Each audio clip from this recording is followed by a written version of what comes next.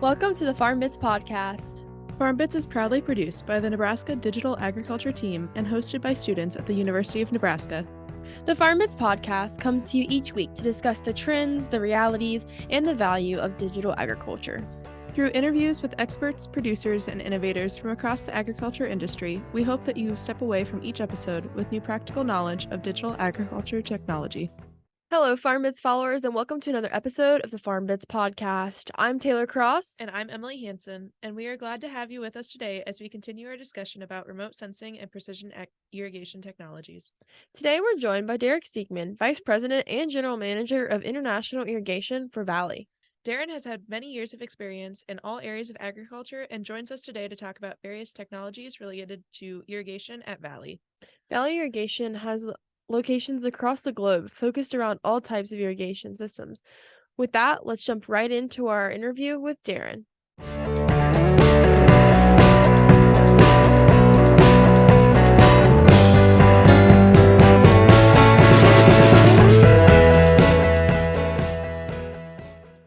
Alrighty, well, thanks for joining us here today on the FarmBits podcast. Do you mind introducing yourself to our listeners and maybe about your background and how you ended up in the position you're currently at Valley Irrigation? No, great. Thank you so much. So my name is Darren Siekman, and I'm currently the Vice President and General Manager for our International Irrigation Group. But I've worked with Valley now for almost 9 years, but really grew up in Nebraska, central Nebraska, Merritt County. So as you can imagine, we irrigated a lot there. And, from really the time that I was big enough to go to work anywhere, I was irrigating for somebody. So my dad was actually a county extension agent. So we lived on a little acreage, but I started working for farmers in, 6th or 7th grade. And I'm so old that, we were still pulling ditches. So gated pipe was like an upgrade, but a lot of ditches and siphon tubes and gated pipe and pivots were just really coming in. This would have been in the early 80s. But more importantly, back to the podcast is I've been able to work in agriculture my whole life. I have an ag econ degree from here in the University of Nebraska. So I worked in technology. Then I worked in manufacturing, and then Valley really brought those two together for me. So it's been a super great journey, and it's been a lot of fun. Awesome.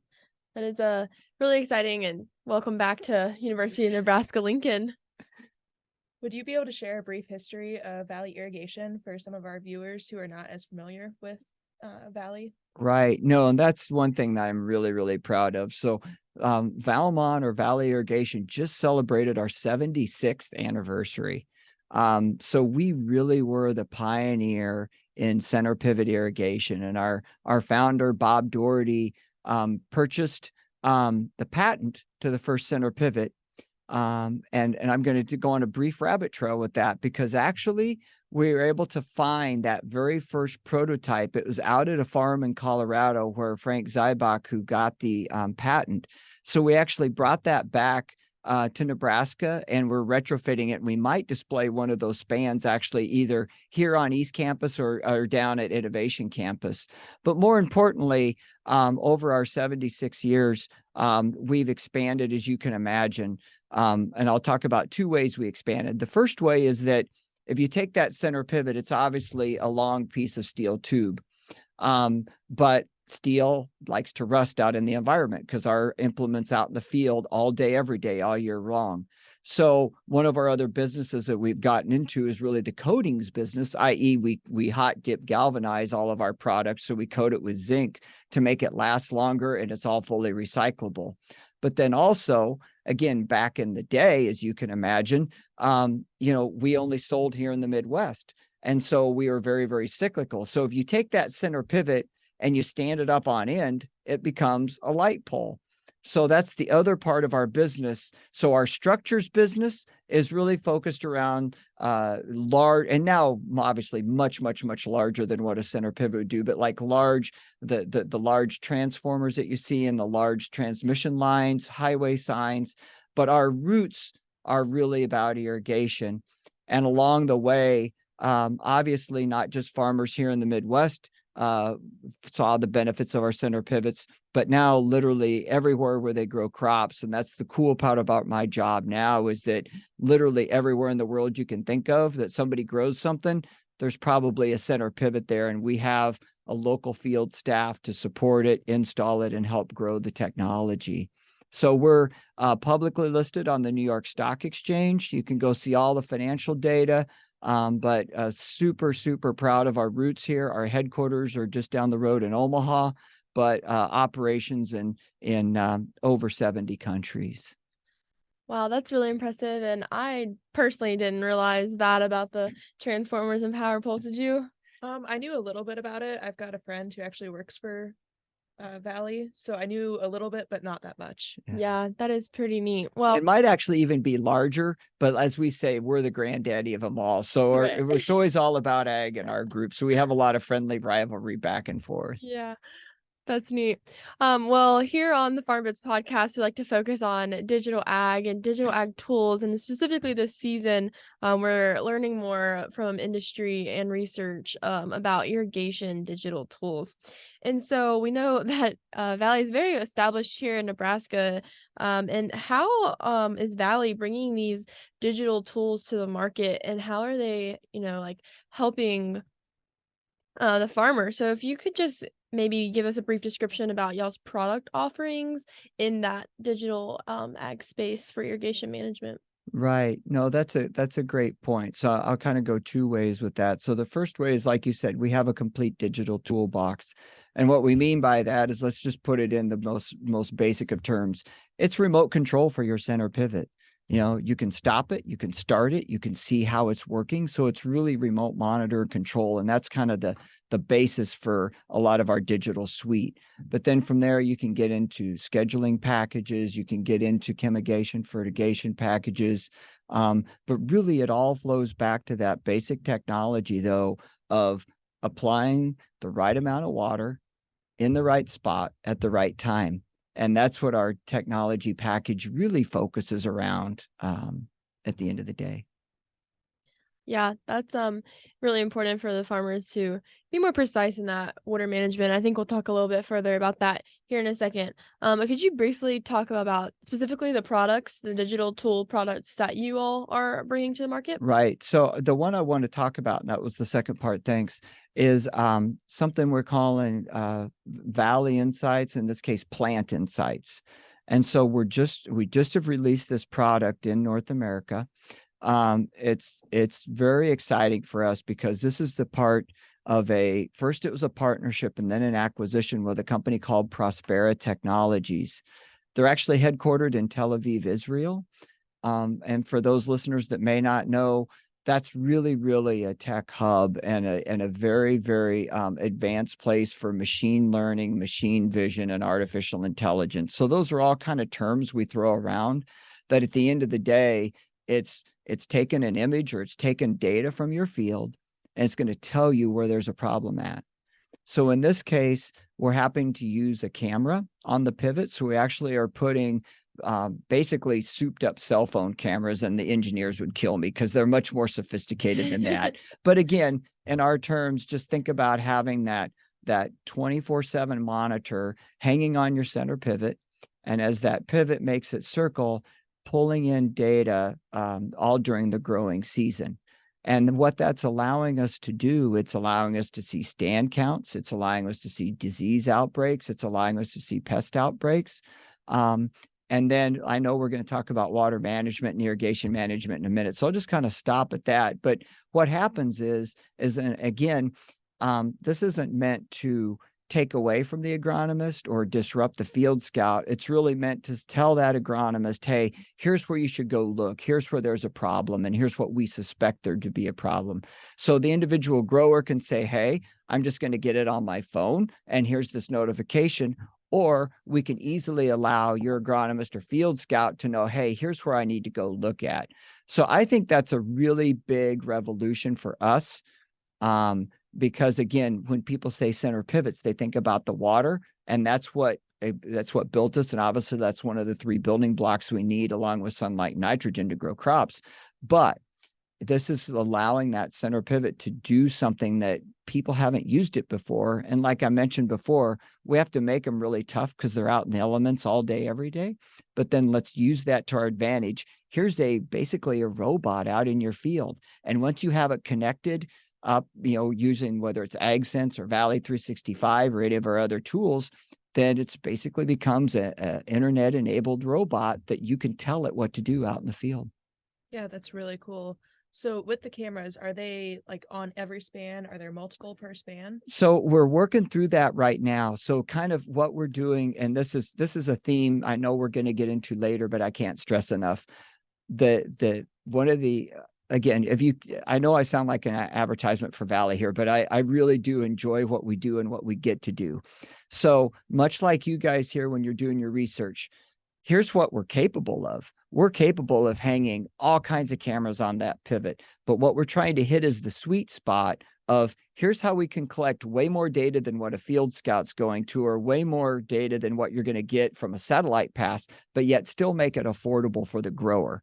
And obviously, someone growing potatoes is going to have a different economic threshold than, say, someone just growing field corn, even when field corn is worth, take your pick, $6 or $7 a bushel. So to specifically answer your question, right now in Nebraska, our sweet spot's kind of a camera every other span, but that's more because we're trying to balance the data costs and the hardware costs versus could we absolutely hang sensor on there? You bet we could. So right now, that's where we're at, but it's literally changing all the time as we speak. The other thing, not to get too wonky, but for our agronomy major in the room is, it's also thinking about other bands, so other multispectral bands, whether that be in the thermal or whether that be in the other high frequency bands. So that's the other thing that we're really garnering is, here's a plain old red, green, blue picture of a plant. Here's what this hole looks like versus here's a true more a multispectral image to say, here's where we're seeing problems in the crop. Thanks. So, I guess getting back to our list of questions, how do all of these technologies combined benefit a farmer's irrigation management or their system of operations? Right. So that's where we want to tie back into using some sort of scheduling device, whether it's ours or someone else's, because again, all of these are about return on investment. So we get that. So again, do you need to put on a little more water? Should you be putting on less water? So again, it's about tying into your complete cropping plan so you can have that data. And then more importantly, or maybe not more importantly, but just as importantly, is going back at the end of the year to do your as applied, to say, okay, I really did put this much on, and here's when I put it on, and start to overlay that against your yield maps. And when you think about if you're doing any sort of variable seeding or variable fertilization. Yeah, that is important to end the season, go back and, I kind of like double check that. And so you mentioned a second ago about this new Prospera and the sensors and that system. That is on the market today. And do you have maybe any like customer feedback stories or like how it's maybe changed their operation or improved it? And if there's another technology maybe that has even a big impact in your opinion that you would like to share with our listeners? Right. Well, so for right now, because we've actually been working on this product now, again, a couple, 3 years, closer to 4, maybe. Long story short, the fun one for me is, and this was happened to be with a potato grower in Idaho, and his point was, I got the insight, or I got the notification, and I'm like, nah. And then sure enough, like another week, it became visible to the naked eye. And he goes, if I'd have gone ahead and treated right away, I'd been able to impact my yield positively and not seen the yield loss. And we've got several like that. Again, some of them are out on our website and out on YouTube, where we've got the testimonials from growers. And basically what it is, it's two things. They don't necessarily believe it right at first because they can't see it. And then also what we see then is, okay, I'm trying it on one field this year. Now the next year I come back with 2 or 3 or 4 fields, because again, and again, we get that. regardless of the period that we're at in ag, we always have to prove our worth. Mm-hmm. And so as a result, we want to make sure that those technologies really prove that.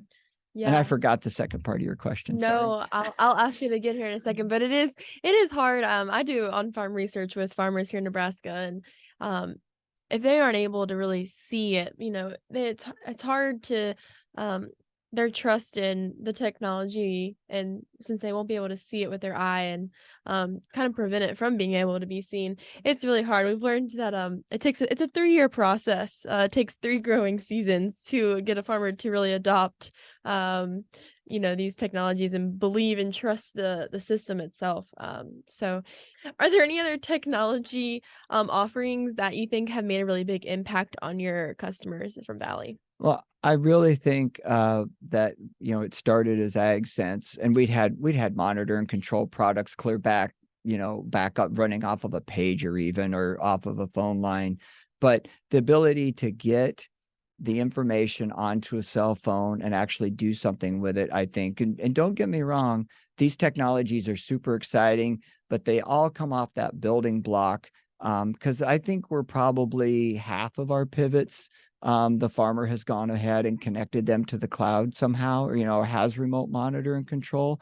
So when you think about, again, okay, why drive past that pivot all the time? Okay, but are you driving past it when you have to go out of town for something, other work that you want to do, things like that? So I think, it doesn't sound quite as exciting or sexy as some of this new stuff, but the fact of just having that dashboard up to say, hey, the pivot's running, it's doing what it says it's doing, there's not a problem with it. I think that's huge. And again, I understand it might only be during tossling, it might only be during pod fill. It might only be a week a year, but boy, that's when it really pays off. So I would stress that everybody should really have that building block of, hey, monitor and control to get that linkage. Yeah, I would definitely agree with that. I know there have been times on my own family's operation, we don't have anything hooked up to the cloud, but we'll go out and check a pivot a couple miles away, and then 2 hours later, it's got a flat tire, and we didn't know until the next morning. Yeah, exactly. And like you said, usually you get away with it. But if it's, I always overuse this one, but it's the 4th of July, right? And you want to, you want to take the day off, or you're trying to take the day off, and there's a flat tire in the middle of the field, and there you sit. And besides the fact that you have to work on it, that's right when you're coming into flowering, what just happened to your crop? And that's what you can see later, Yeah. So kind of building off of that, are Valley's Smart Farm solutions compatible with all pivots and all panels? So we're definitely compatible with all pivots. And when we say all panels, we have to be a little bit careful with that, because we do have the kind of add-ons, if you will. So you can definitely connect to another panel that's out there already. But that's where it's really important to just get in contact with your local dealer and make sure that, I can sit here and categorically say, you bet. And then as soon as we do that, there'll be the one exception that so again, contact your local Valley dealer, but categorically, yes, we do want to operate in a very homogeneous or a very I'm trying to rethink the basic environment. But obviously, we'd love the customers to have Valley product. But we've known that as farmers expand, if you picked up some ground that has competitor X or Z or whatever's pivot on it, and it's only a 5-year-old pivot, well, you're not going to take that down. So absolutely, we know more of our customers are running mixed fleets as they pick up land, or as things change and shift in their operation. So you mentioned earlier about Valley 365, and so I'm just a little curious if you could expand on maybe what that is and how that helps farmers. Absolutely. So Valley 365 is really our platform. So again, we talked about AgSense. We're going to talk about VRI in a second here. We've already talked about the Prospera solution and our Plant Insight solution. So Valley 365 is the place we can bring that all together, along with some of our pump monitoring, along with other on-farm monitoring. So it's really just that platform where you can really monitor and control across your farm. Yeah, that is really neat. I think Valley has a lot to offer in the technology space right now for farmers across the world. So yeah. Yeah. So how does Valley 365 help with irrigation scheduling? You said it combines everything all into one spot. Right. So exactly. So I should say it has the capability to, because again, I'm really old, and I remember going out with my dad and we would plug the little lead wires into the gypsum moisture blocks, right? So, I mean, we've advanced a little ways past there. But for example, growers now, it's not uncommon to use some sort of soil moisture probe or a couple in the field at your various depths to get that moisture reading. So with the Valley scheduling product, you can certainly, that's an option. You have a probe. We're compatible with many different kinds of probes. It's taken a look at the weather forecast. It's taken a look at you put in the crop that you've grown, the maturity of your crop, your planting date. So it can really give you that finite forecast to say, here's what your water needs not are right now, but in the future as well over the next week. So that's kind of I started with kind of the Cadillac, really fancy version.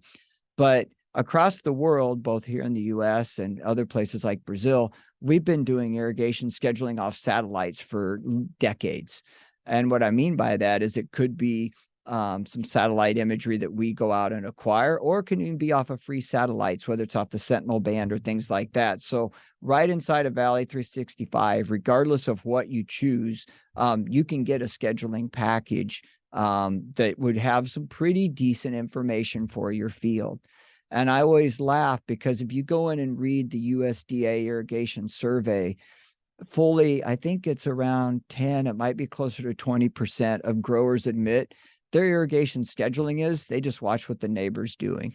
So again, and I'm not saying many of us haven't been guilty of that, but once again, as we know, the cost of fuel, the need for water conservation, things like that, we absolutely need a better payback on our machines than that. So for a pretty small investment, you can get some pretty sophisticated tools around the scheduling of your irrigation for your crops.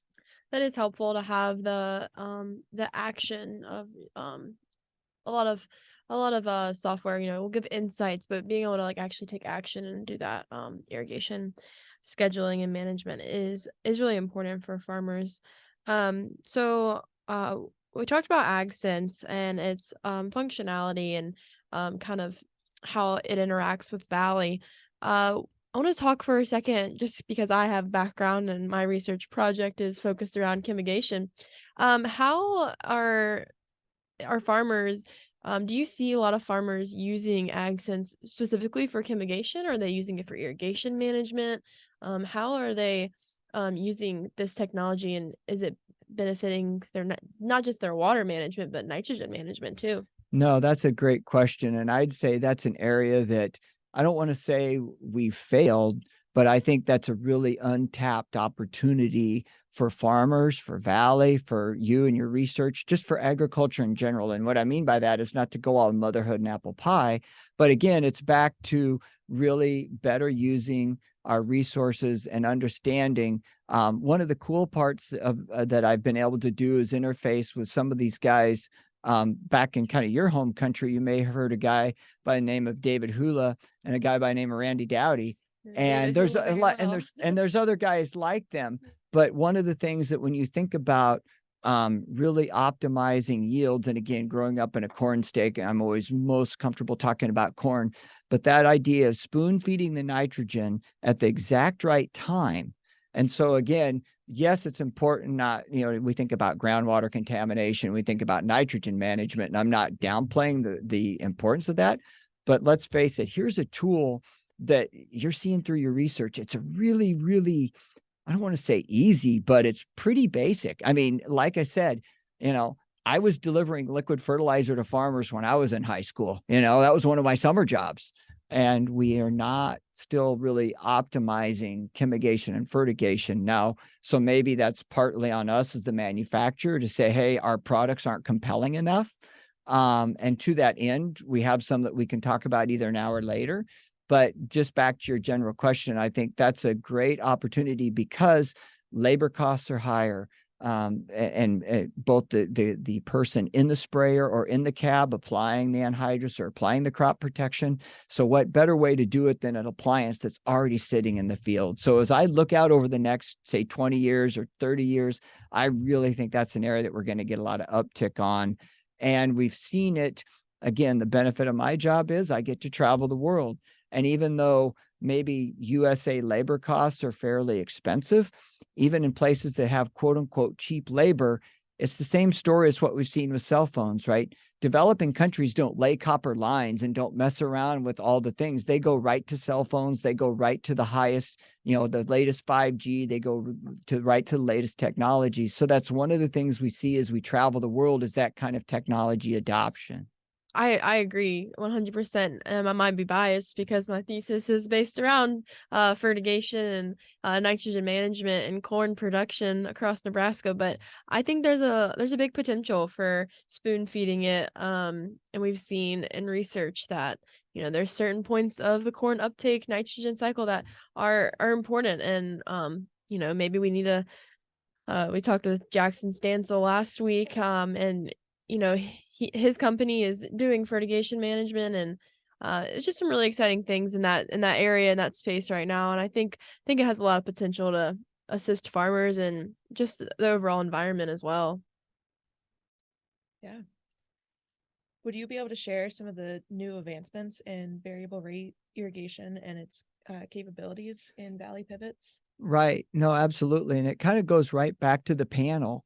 And so the nice part is literally, if you're buying anything in the last, for sure, 5 years, but every panel that Valley sells now has a basic speed control in there. And so you could very easily do what I would call very elementary speed prescription to get variable rate irrigation literally on every pivot that we sell.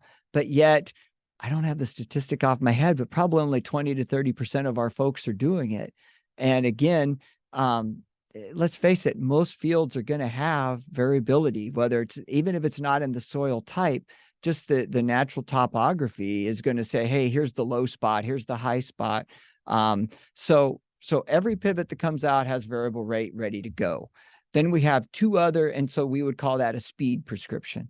And then there's two other, which is zone, which is just that we take the pivot, whether it be span by span or even maybe a couple zones per span, or you can go all the way down and do the individual nozzle as well. So those are our three ways that we can variably irrigate. And once again, kind of like the message about chemigation and fertigation, the uptake isn't super high. But in the places where you need it, we've seen it to be super, super effective. And what I mean by that is, again, when you think about crops like potatoes, when you think about crops like seed corn, where it gets really important to hit the right spots in a very precise manner, which is basically figure probably a couple yards, that you could get down to. So you have a lot of different ways you can vary that water application under a pivot. And how do maybe your sales or tech support, or how do they determine what fit might be best for that farmer's field? Or is that solely up to the farmer? Do you have any way to assist them in that decision? No, that's a great question, because we, and again, most people do, but we have a regular quote unquote sprinkler chart or sprinkler package. So that's something that your Valley dealer has. And if it's a complicated one, we have a couple of specialists or technicians that office out of Valley, but yet go all over the world. And so they can really hone down. So even if you're growing, one of the craziest things I've ever seen grown is organic green bean seed. Now, from an agronomic standpoint, that's not that exciting, but the point is, no matter what your crop is, whether you're growing edible beans, whether you're growing carrots, and whatever your soil type is, we can really optimize those sprinkler packages. And like I said, 90+% of the time, that local dealer has that software and has that tool. But if for some reason you've got that special situation, obviously we've got that on, and that our guys do a great job. They've got a lot of experience. And that's the cool part about working with somebody like Valmont or Valley is, again, we operate all over the world, and over 76 years, we've seen about all of it. Okay, so what do you see the importance of being a better steward of our water resources as we go into the future? Well, I think we've got some places both here in North America, but you can look to places around the world where folks haven't taken care of their water resources. Um, and you know, there's I just saw, and really I can't remember, it was a TikTok or a YouTube, doesn't matter, but it was a time lapse of center pivots in Saudi Arabia, and it went from, you know, desert to green and now back to desert because basically they emptied their aquifers. And now as a result, they're having to import, you know, basically anything, we even alfalfa for their dairy farms. um, so I think the more we can understand exactly, hey, what are the resources we have, and having some of those hard conversations. You know, we could do a whole segment, and this was one more thing that I was really glad that, you know, I thought maybe I might want to be a lawyer, and then I took my first, you know, like water law, land law class, you know, and so I understand a lot of these regulations are, you know, decades if not a century old. um, but I think if we tie back to, and I don't mean to sound like a broken record, but it's always back to payback for the grower. So again, it doesn't pay the grower to pump extra water. Those energy costs alone, you know, can counteract that before we get into some of the environmental impacts. The other thing that we're doing at Valley is we're really getting involved in a couple of renewable initiatives, whether that be around carbon credits, which I know there's a lot to shake out there, but we're really interested in that, and also interested in trying to do the same thing around water as well. So again, I think, you know, whether you love them or hate them, the ESG, the environmental, societal, and governmental initiatives, even for a company the size of Valmont, much less when you get into the very, very large multinational food chains, when you get into large distributors. So I think this is going to be a great opportunity for growers to get some payback and actually get paid for what they do.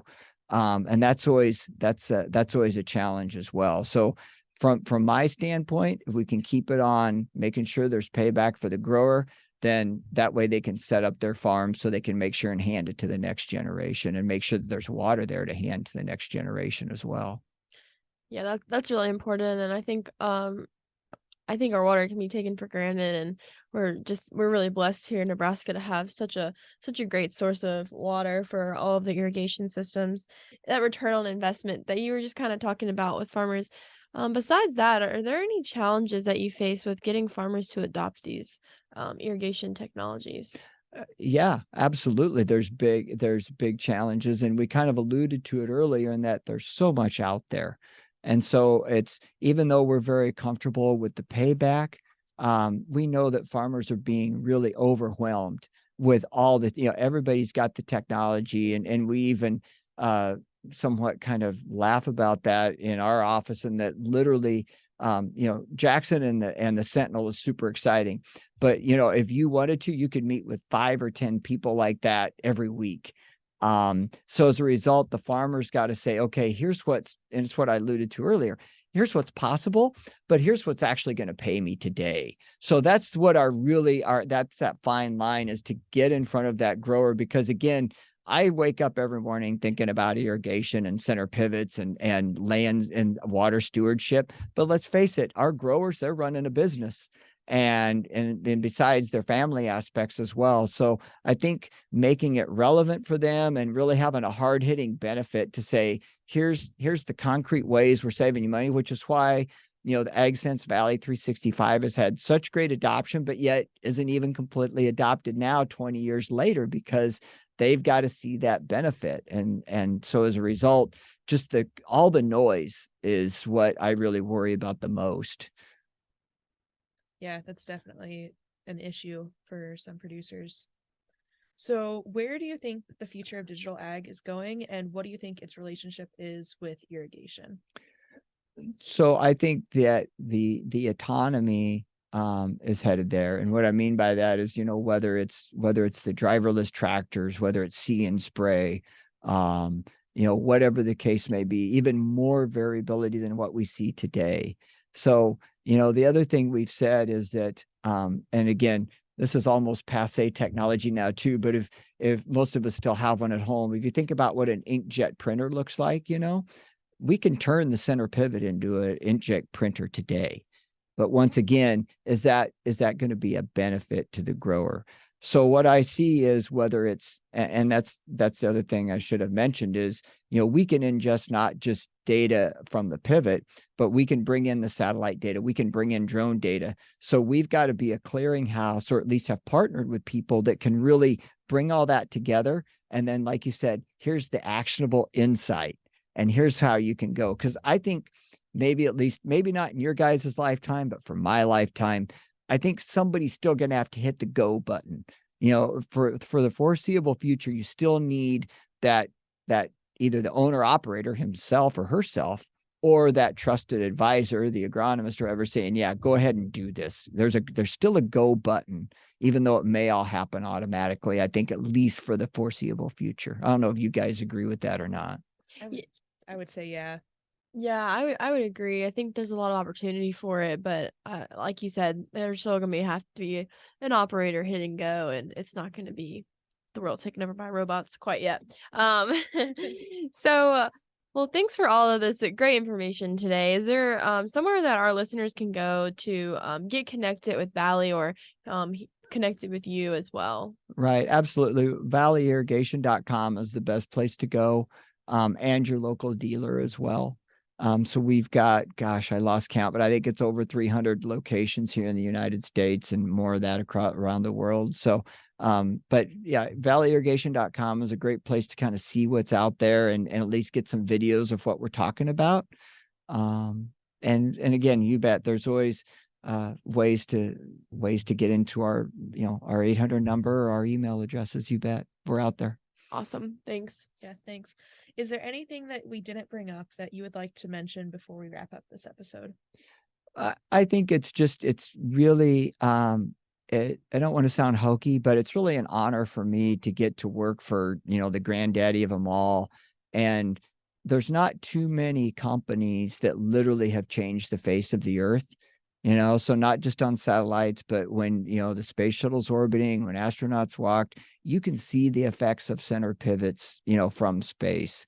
And you think about what that has done to be able to feed, the world as it stood up. And I think we just passed 8 billion people here this week, headed to 9 or headed to 10. So again, we are part of something pretty cool. And I think that's something that it's easy to lose sight of that as we're always in our daily grind, so to speak. But back to keep your eyes open, lean on the research, and talk, and again, farmers are great at reaching out and doing that, right? Who are the best people to do that than farmers? And so, I think just keep your eyes open and figure out what's going to work for you and your operation, because the sky's the limit. Yeah, that's really great, and a lot of advice there in that question. Our tradition here on the FarmBits podcast is last question is to ask for a piece of advice. So we'll see if you have some more helpful advice for us in this question. But what would be your advice to a farmer looking to expand their operation with digital and precision tools in irrigation?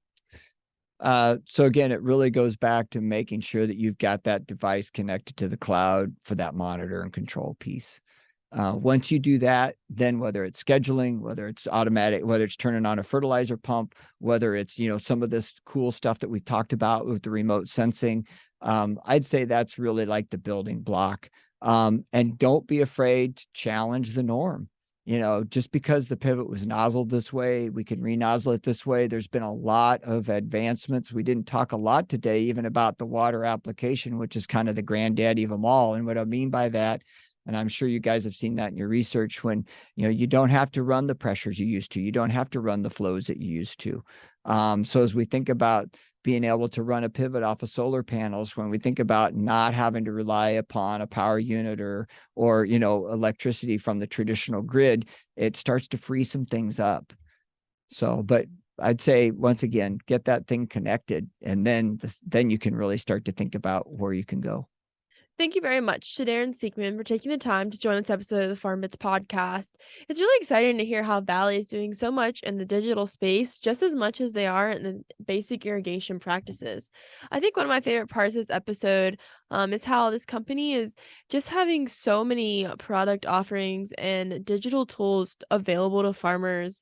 And I really appreciated how much Darren stressed getting connected to the cloud with those pivots and how we can prevent problems in yield loss and in the future on their operations.